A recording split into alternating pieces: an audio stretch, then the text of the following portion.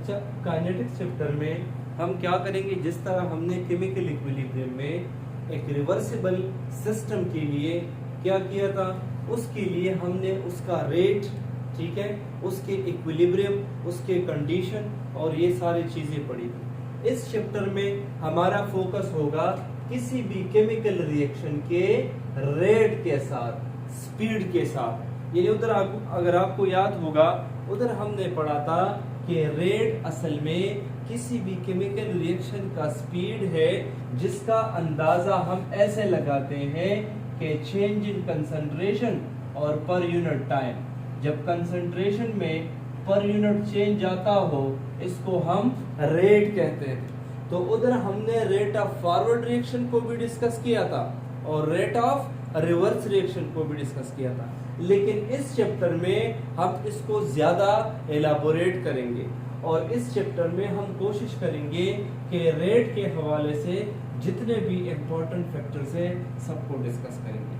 तो इसलिए इस चैप्टर का जो पहला बुनियादी इम्पोर्टेंट टॉपिक है वो है आर्डर वर्सेस मॉलिक्यूलरिटी। अगर आप आर्डर और मॉलिक्यूलरिटी को कंपेयर करते हैं तो दोनों क्या है और दोनों में वाज़िह फर्क क्या है।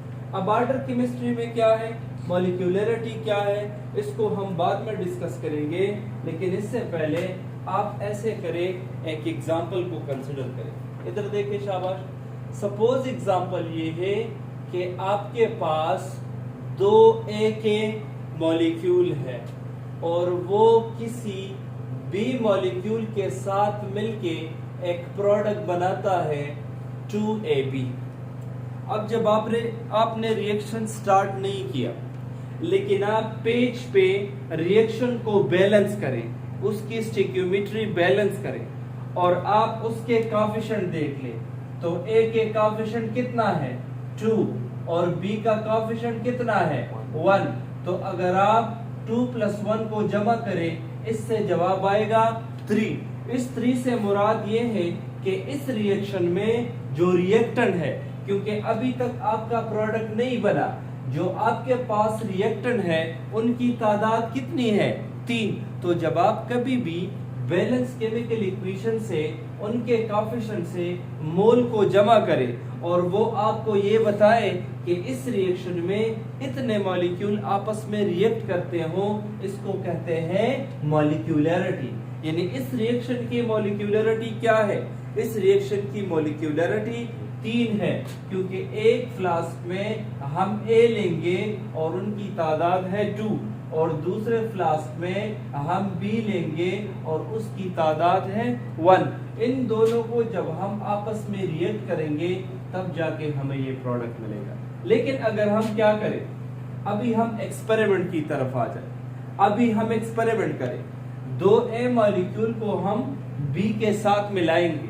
तो पहला हम क्या करेंगे, इन दोनों को जब आपस में मिक्स करेंगे, सपोज ये रिएक्शन 2 स्टेप में कंप्लीट होता है। पहले स्टेप में एक A मॉलिक्यूल एक B के साथ रिएक्ट करके AB बनाएगा और इस रिएक्शन का दौरानिया होगा 10 घंटे। ये जो रिएक्शन का पहला स्टेप है ये 10 घंटों में कंप्लीट होगा। अब दूसरे स्टेप में जो AB है वो दूसरे A के साथ मिलेगा, क्योंकि A की तादाद 2 है। अब दोबारा ये AB एक और A के साथ मिलेगा, तब जाके जो फाइनल प्रोडक्ट है 2AB हमें मिलेगा।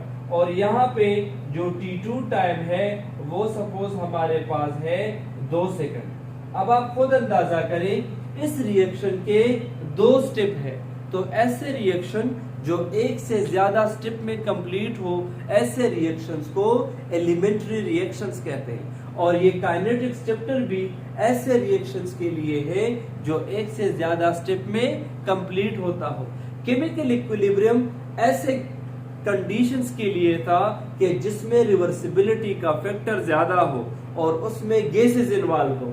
और काइनेटिक्स में आप सॉलिड, लिक्विड और गैसेस सबके रिएक्शंस पढ़ सकते हैं, चाहे उनमें रिवर्सिबिलिटी का फैक्टर हो और या ना। तो अब आप खुद अंदाजा लगाएं कि इस एलिमेंट्री स्टेप के रिएक्शन के अगर 2 स्टेप हैं, पहला स्टेप वो है जो 10 घंटे लेता है और दूसरा स्टेप वो है जो 2 सेकंड लेता है। तो मैंने लास्ट टाइम भी बताया था, किसी भी केमिकल रिएक्शन में वो वाला स्टेप जो सबसे ज्यादा टाइम लेता है, ऐसे स्टेप केमिकल रिएक्शन को कंट्रोल करता है।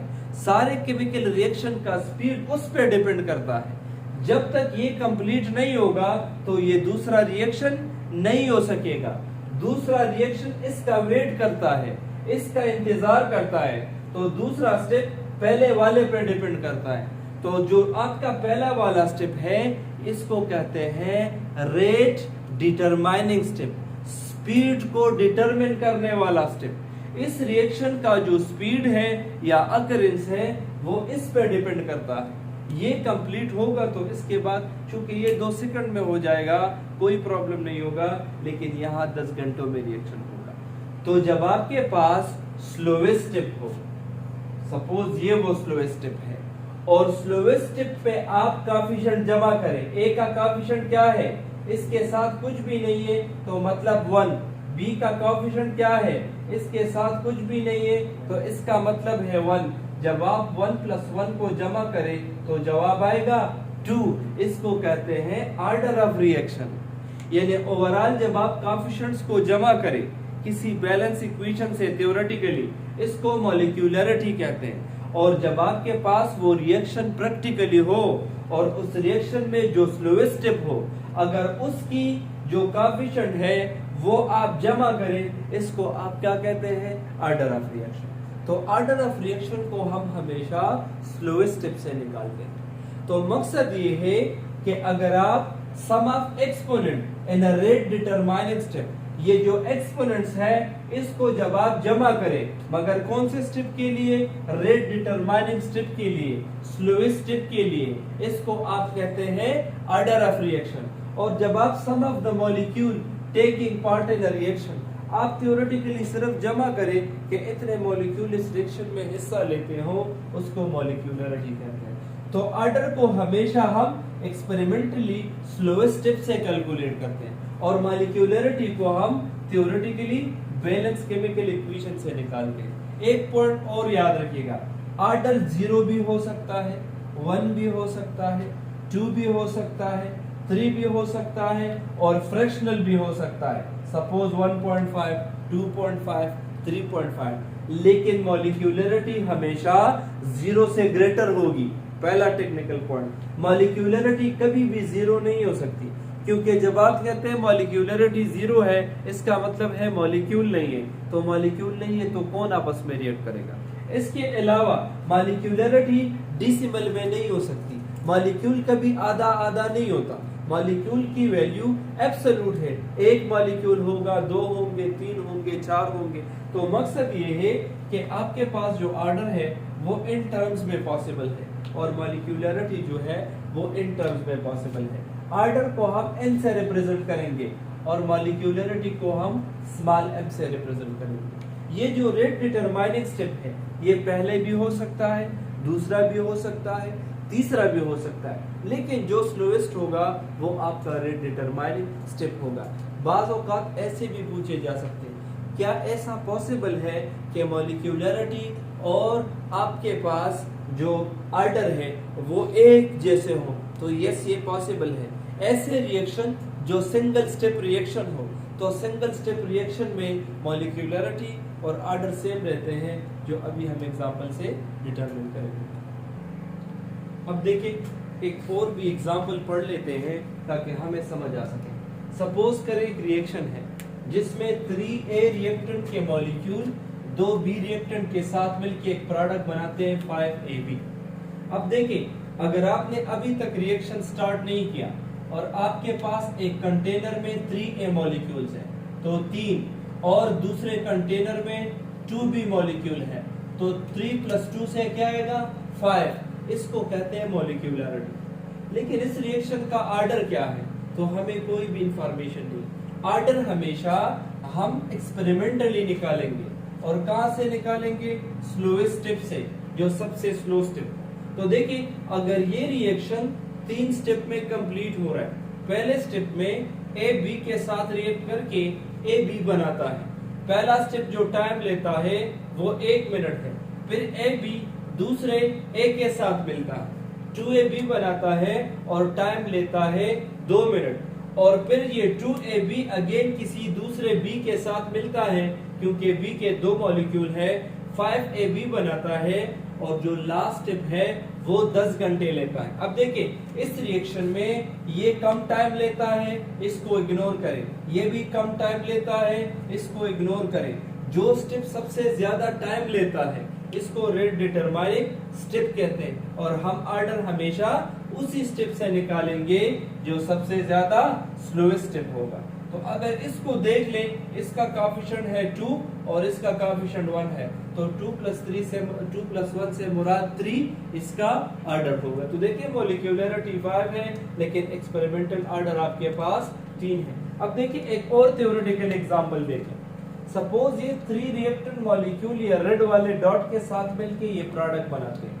अगर ये रिएक्शन 2 स्टेप में कंप्लीट होता, पहले स्टेप में एक ब्लैक और एक रेड डॉट आपस में मिलके ये इंटरमीडिएट बनाता है, और पहला स्टेप 10 दिन लेता है, 10 डेज लेता है।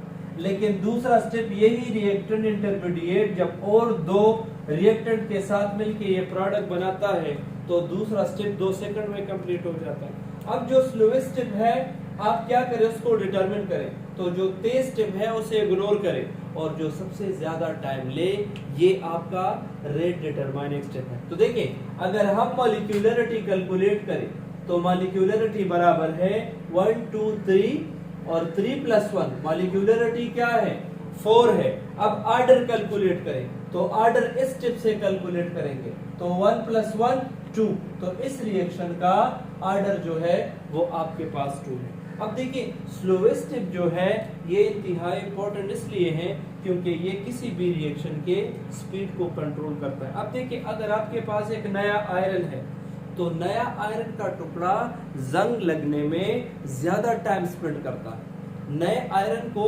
जल्दी जंग नहीं लगता। अगर ऊपर से मॉइस्चर भी है यानी वाटर है और ऑक्सीजन भी है, सही है ना, तो ये जंग लगने में जो पहला दाग आयरन के ऊपर आएगा इट टेक्स टाइम। सपोज करें आपने नया आयरन का टुकड़ा खरीदा है बाजार से और जो पहला जंग का दाग इसके ऊपर लगा है उसने 1 महीना लिया है, 1 मंथ लिया है, लेकिन जैसे ही एक डॉट लग जाता है बाकी का जो आयरन है वो जल्दी जल्दी से फिर जंग लगना स्टार्ट कर देता है। तो ये जो पहला स्टेप है जिसने 1 मंथ लिया है ये रेट डिटरमाइनिंग स्टेप है, यही रिएक्शन की स्पीड को कंट्रोल करता है। और आपने देखा भी होगा ह्यूमन बॉडी को कैंसर लगने में, कैंसर डेवलप होने में ज्यादा टाइम लगता है। सपोज एक ह्यूमन है जिसको कैंसर 24 इयर्स में पहला ट्यूमर बॉडी में आया, तो पहला ट्यूमर लगने में ज्यादा टाइम लगा है, लेकिन जैसे ही पहला ट्यूमर बन जाता है तो बाकी का ट्यूमर बहुत कम टाइम स्पेंड करता है। तो ये जो पहला स्टेप है जिसने ज्यादा टाइम लिया है that is rate determining step. अब देखिए ऑर्डर के हमारे पास डिफरेंट टाइप्स हैं, ठीक है।